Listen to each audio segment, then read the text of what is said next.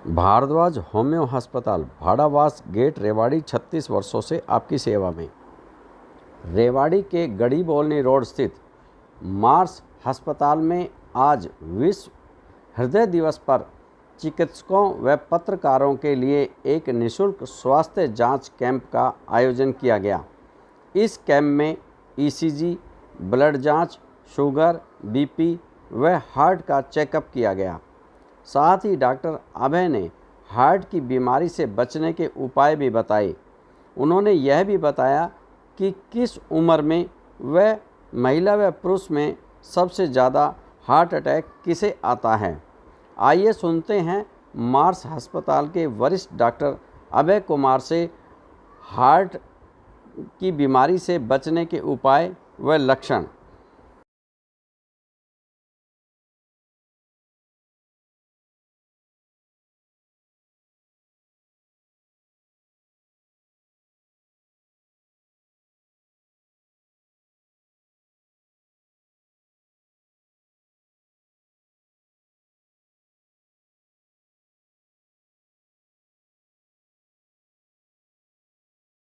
सबसे पहले आप सबको बहुत बहुत बधाई। मैं doctor Abhay Kumar, senior interventional cardiologist Rewari में 2010 से सेवाएं दे रहा हूं। विश्व हृदय दिवस पे मेरा एक ही चीज़ कहना है कि आजकल लोगों में हृदय रोग की समस्या बहुत ज़्यादा हो गई है। यंग लोग में भी जो हार्ट डिजीज़ है वो काफ़ी ज़्यादा है। लोग हार्ट अटैक से पीड़ित हो रहे हैं। उसका सबसे बड़ा कारण है, मेरी जो अभी तक की एक्सपीरियंस है उसके अनुसार, लोगों में स्मोकिंग की समस्या बहुत ज़्यादा है। लोग स्मोकिंग बहुत ज़्यादा करते हैं। हमारा लाइफस्टाइल बहुत चेंज हो गया, फास्ट फूड की तरफ ज़्यादा बढ़ रहे हैं। Blood pressure, diabetes, hypertension, cholesterol की समस्या, ये सब सारी समस्याओं का निदान संभव है अगर हम उसको समय पे पहचान पाएँ, अपने ब्लड प्रेशर, डायबिटीज़ को पहचान पाएँ। सर, जो हार्ट डिजीज़ में सबसे जो कॉमन सिम्टम है, अगर हम लोग हार्ट अटैक के बारे में बात करें, जिसमें कि लोगों को प्रेजेंट करते हैं एंजाइना के रूप में। एंजाइना बोलते हैं कि जब हमें छाती में भारीपन होता है, चलने पे अगर छाती में दबाव आ रहा है, अचानक से जलन शुरू हो गई है जो कि जबड़े तक जा रही है, हाथ तक जा रहा है, या छाती में ऐसा लग रहा है जैसे काफ़ी वज़न रखा हुआ है। ये कोई स्पेसिफिक जगह नहीं होता इसका कि लेफ़्ट में, राइट में। लोग जनरली आते हैं तो बोलते हैं कि डॉक्टर साहब मेरा राइट में है, हार्ट के पास में नहीं है। तो हार्ट का अपना कोई स्पेसिफिक नहीं है कि हार्ट सेंटर में है या बाएं साइड में है तो वहीं पे सिर्फ दर्द होगा। ये पूरे छाती में जनरली डिफ्यूज टाइप का छाती में भारीपन और जलन होता है, जो कि हाथ में, नेक में, जबड़े में, इवन अपर एब्डोमेन में भी जा सकता है। जनरली हार्ट डिजीज़ पहले 50 साल से ज़्यादा के जो लोग थे उनमें ज़्यादा संभावना होती थी, लेकिन विगत जो अगर हम 10-15 साल में देखें जो ट्रेंड चल रहा है, तो इंडिया में खास करके इस कॉन्टिनेंट में लोगों में हार्ट डिजीज़ काफ़ी ज़्यादा बढ़ गई है। अभी 30 से 40 या 40 से 50 एज के ग्रुप में आप देखेंगे तो सबसे ज़्यादा हार्ट अटैक है। अगर हम सप्ताह में 5 या 6 दिन रेगुलर वॉक करते हैं, ब्रिस्क वॉक, तेज़ी से वॉक करते हैं, तो ये सबसे अच्छा एक्सरसाइज है। इसके साथ में अगर आप और भी एक्सरसाइज करना चाहें तो डेफिनेटली करना चाहिए, जिसमें कि स्विमिंग हो गई, साइकिलिंग हो गई, ये बहुत अच्छा एक्सरसाइज है। और खान पान का विशेष ध्यान रखें। खान पान में हमारी हरे पत्तेदार सब्जियां हैं, फल हैं, उन सब चीज़ों का प्रयोग करें तो बहुत अच्छा है।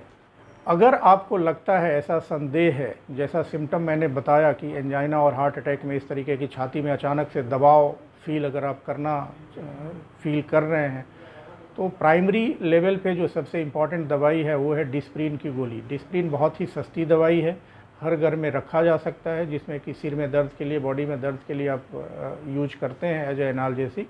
तो उस दवाई को आप यूज कर सकते हैं।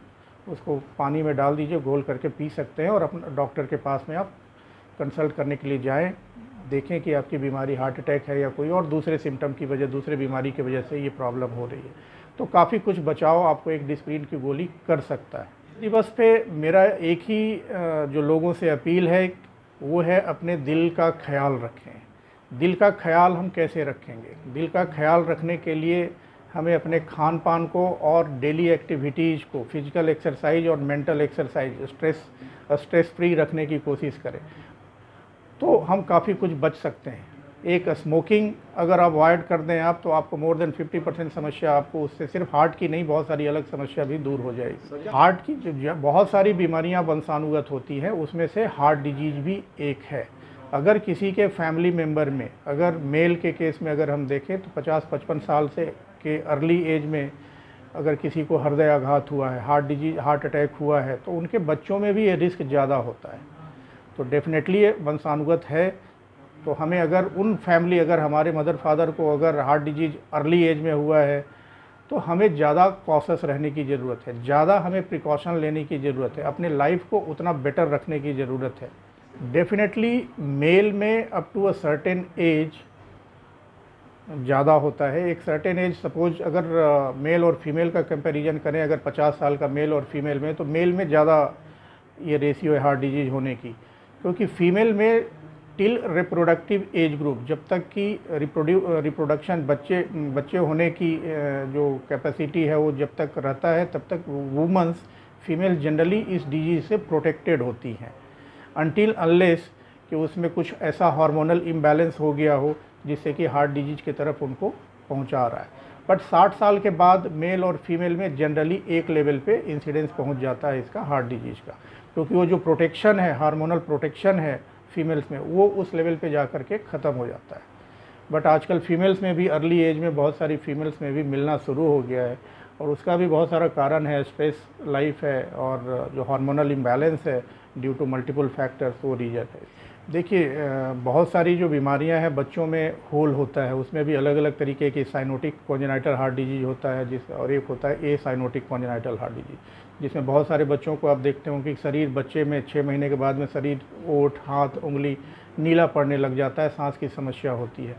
तो वो वंशानुगत भी उसमें काफ़ी कुछ होता है, और जनरली इस तरीके की डिजीज़ है उसमें अगर लेट एज में अगर किसी के मैरिज हो रहा है, जो मदर हैं या फादर है, उनके लेट एज में अगर बच्चा हो रहा है, तो उसमें एक इंसिडेंस थोड़ा बढ़ जाता है।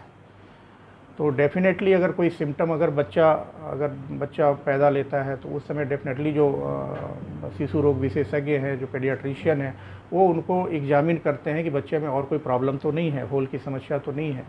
तो अर्ली एज में उसका डिटेक्शन करके हर चीज़ का इलाज है, संभव है, तो वो ठीक रहता है। डेफिनेटली ओल्ड एज में तो है ही है, ओल्ड एज का तो है, बट सबसे ज़्यादा जो कॉमन एज ग्रुप जिसमें हार्ट अटैक के लोग अभी मिल रहे हैं, जिसमें एंजियोग्राफी, एंजियोप्लास्टी और हार्ट अटैक की जो केसेस हैं, उसमें 40 to 40 और 55 वाले एज ग्रुप में बहुत ज़्यादा है। जी हाँ।